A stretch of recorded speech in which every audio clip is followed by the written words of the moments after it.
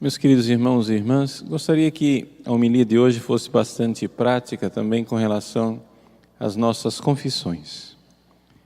Quando é que nós precisamos confessar um pecado contra o primeiro mandamento? Amar a Deus sobre todas as coisas. O Evangelho de hoje, Jesus fala desse primeiro mandamento que é o Shema Israel, né? Ouve Israel. Amarás o Senhor teu Deus com todo o teu coração, com toda a tua alma, com todo o teu entendimento, com toda a tua força.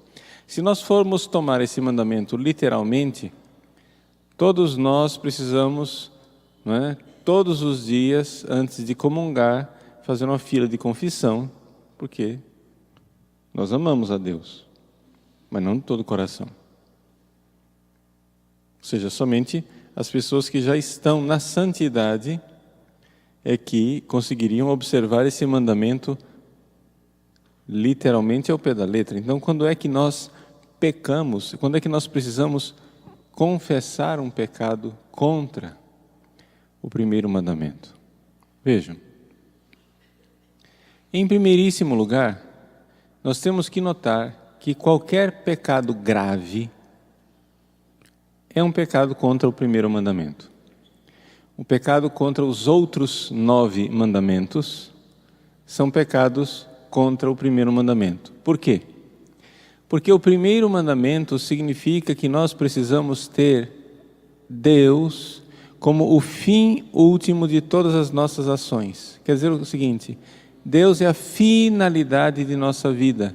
Ele é o porquê de nossa vida. Se você for analisar os pecados mortais, em todos os pecados graves, pecados mortais, você vai encontrar uma conclusão que é a seguinte: eu escolhi uma criatura como aquela que substitui Deus. Eu procurei a razão da minha vida, a felicidade da minha vida numa criatura. Quando você faz isto, conscientemente e livremente, deliberadamente, você está pecando mortalmente. Então vejam, a realidade é que eu tenho que compreender. Deus está me dizendo, não cometa tal pecado, sei lá, não cometa adultério, não traia sua esposa, não traia seu marido. Você escolhe que a felicidade não está no que Deus está te dizendo. A felicidade não está em Deus, não está em obedecê-lo. A felicidade está em trair sua esposa, trair seu marido. Então você, de alguma forma, em todos os mandamentos, pode cavar e encontrar no fim da lista das coisas que te levaram a pecar a seguinte conclusão: eu pequei porque eu acho que Deus não é a minha felicidade, Deus não é a razão da minha vida. Pelo menos naquele momento eu estava vivendo o contrário do primeiro mandamento. Pelo menos naquele momento. Então, essa é a primeira coisa. Mas existem pecados diretos contra o primeiro mandamento? Ou seja, os 9 mandamentos, se eu pecar contra um dos 9 mandamentos, eu estou pecando indiretamente contra o primeiro mandamento. Sempre.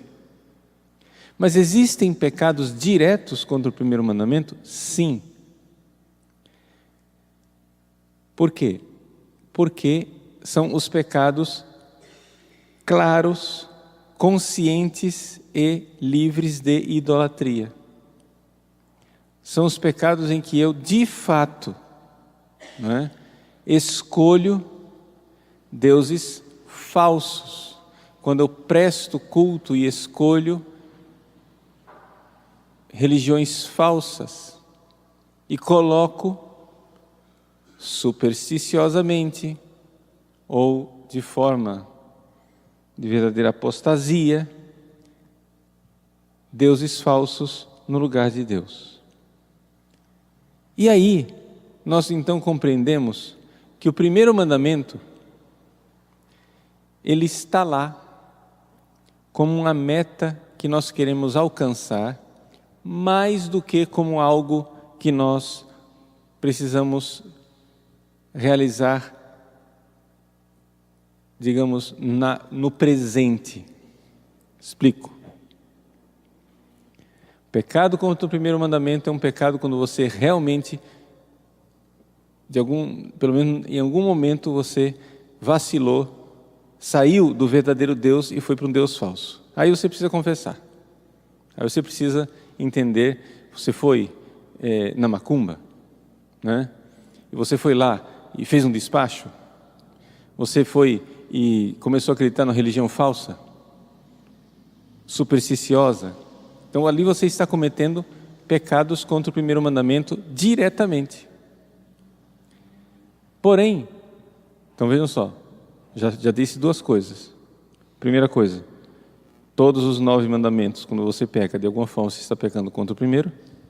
E existem os pecados diretos contra o primeiro, essa é a segunda coisa, diretos contra o primeiro, quando você realmente coloca ídolos no lugar de Deus, em falsas religiões, em superstições, em coisas que não devia. Terceiro ponto.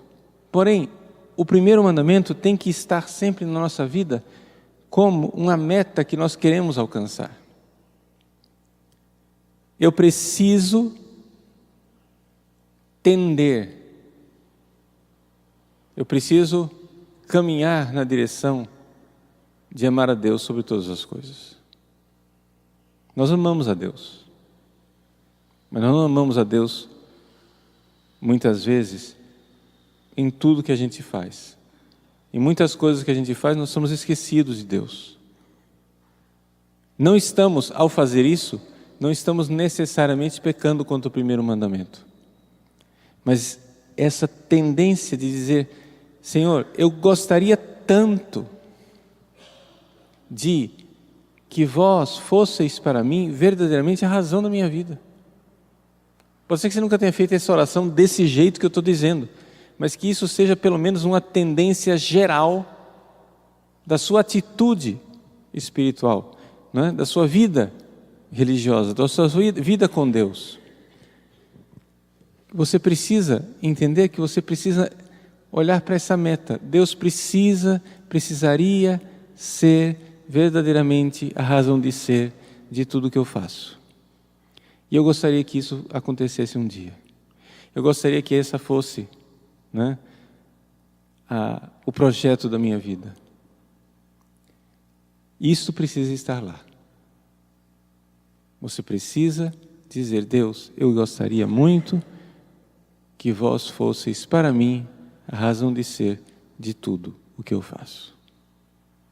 Então, esses são os 3 pontos que eu gostaria de salientar hoje para orientar um pouco, de forma bastante prática, as nossas confissões. Então, vamos lá. 3 pontos, resumindo, para amarrar. Quais são os pecados contra o primeiro mandamento? Quando eu peco gravemente contra um dos 9 mandamentos, eu, no fundo, estou pecando contra o primeiro mandamento. Não um pecado direto, mas um pecado indireto contra o primeiro mandamento. Existem pecados, segundo ponto, existem pecados diretos contra o primeiro mandamento? Sim, existem. Quais? Quando eu realmente escolho ídolos, deuses falsos e ponho no lugar de Deus.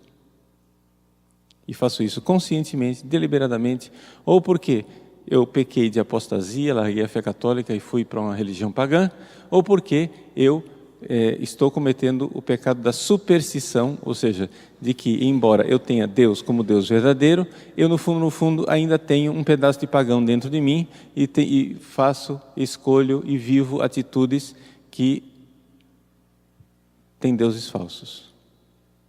Como se eu tivesse 2 deuses, eu quero contentar, né, aos 2 deuses ao mesmo tempo.